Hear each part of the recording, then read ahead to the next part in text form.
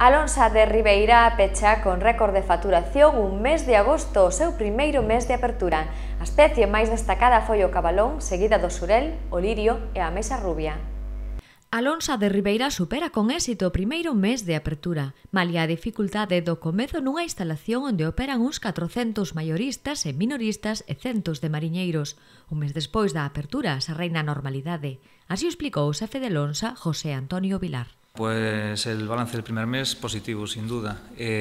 Los comienzos son difíciles, ya lo sabe todo el mundo, pero podemos decir que ya llegamos a una situación de normalidad y vamos bastante bien, incluso con el tema de facturación, el tema de la organización del trabajo, podemos decir que positivo en general.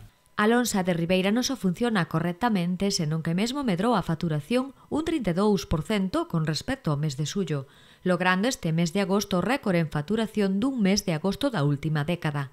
Facturouse nada menos que 4.677.000 euros. Pues la facturación se ha incrementado. Sí. Con respecto al mes de julio de este mismo año, un 32%. Y con respecto al mes de agosto de años anteriores, pues también se ha incrementado. De hecho, ha sido un mes de agosto récord en facturación, por lo menos en los últimos 11 años. Durante este mes de agosto, as especies máis destacadas por facturación ou cantidade foron o xurel, cabalón, lirio, ameixa ou navalla. O cabalón facturou 639.000 euros.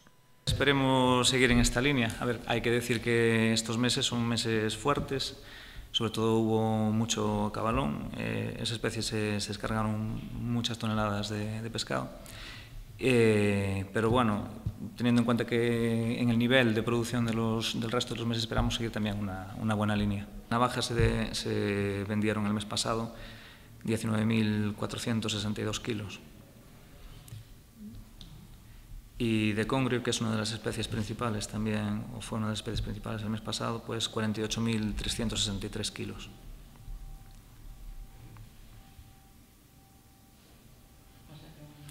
Luego hay así algunas especies que se pertenecen al variado, ya se venden así en la subasta de las 6, como es el sargo y la robaliza, que tienen así un valor comercial también bastante alto. Y de hecho, ya quitando a las especies de arrastre y cerco, que son las más grandes, pues son las siguientes en facturación. Este fin de semana quedaron solventadas a maior parte de deficiencias ou carencias detectadas na primeira semana de traballo, como foi a necesidade de ampliar a sala de subastas. Es que había 3 salas de subastas y ahora se están uniendo 2 a petición de todo el mundo, porque vemos que las 3 separadas se quedan muy achicadas.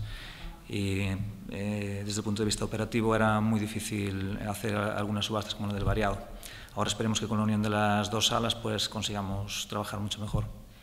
Con estas actuacións e outras que se levarán a cabo nos vindeiros días, como é a dotación dun pantalán de descargas para embarcacións menores, actividades a se realiza con normalidade neste recinto.